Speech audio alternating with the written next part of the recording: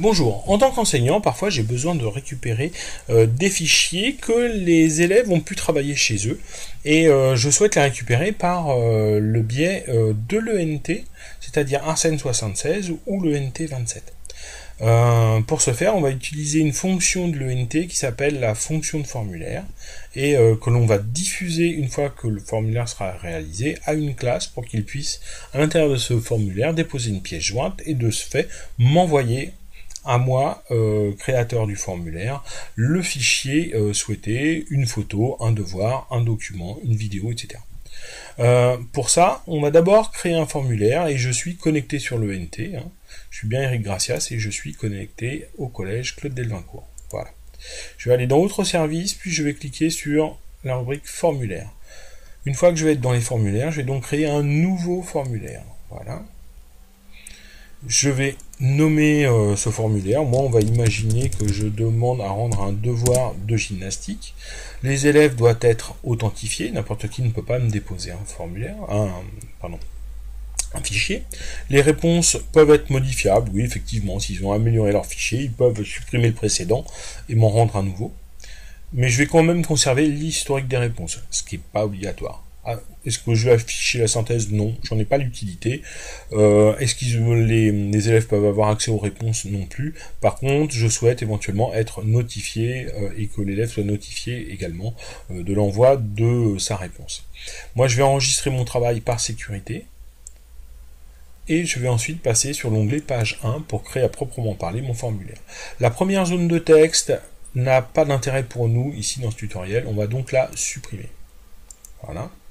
On va donc simplement garder la seconde zone de saisie qui s'appelle question 1 et que l'on va modifier. Donc je vais cliquer sur le bouton modifier et nous on va d'abord lui donner un titre ici et on va l'appeler devoir de gymnastique. Et nous on va pas utiliser des réponses uniques avec des boutons radio, mais on va demander à rendre une pièce jointe. Voilà. Je ne vais pas ajouter de zone de saisie libre, hein, j'en ai pas l'utilité, après vous pouvez le faire. Est-ce que la question est obligatoire? Oui, effectivement elle est bien obligatoire. Je ne peux pas répondre à un formulaire sans mettre à l'intérieur une pièce jointe.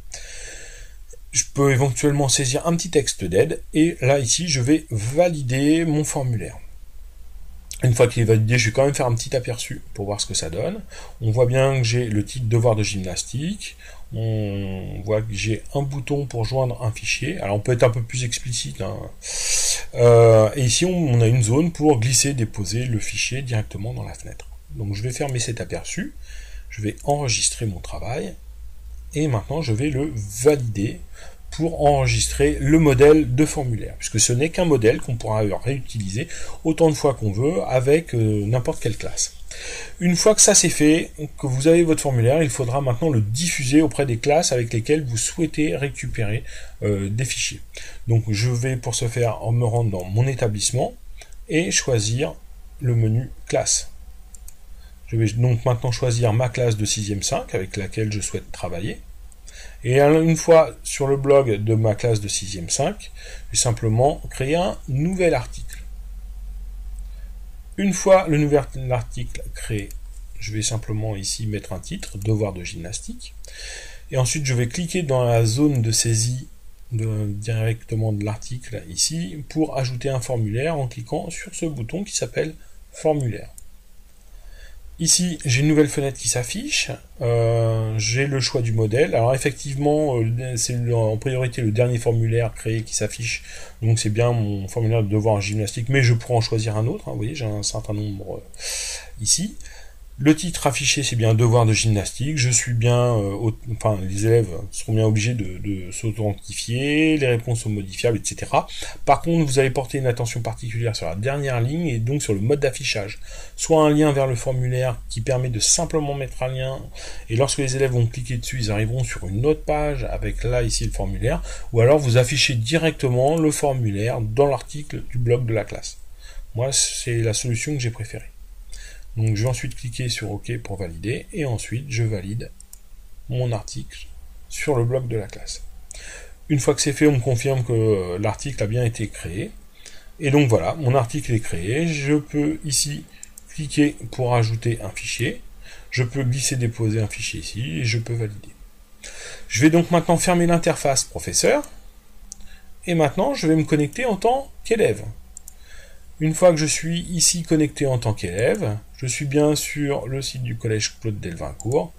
Je vais suivre les consignes que le professeur m'a données, c'est-à-dire me rendre dans la rubrique classe, choisir classe de 6e 5, et je vais regarder les articles du blog de ma classe. On voit bien que j'ai bien un article qui s'appelle Devoir de gymnastique. Je vais donc cliquer dessus pour afficher l'article.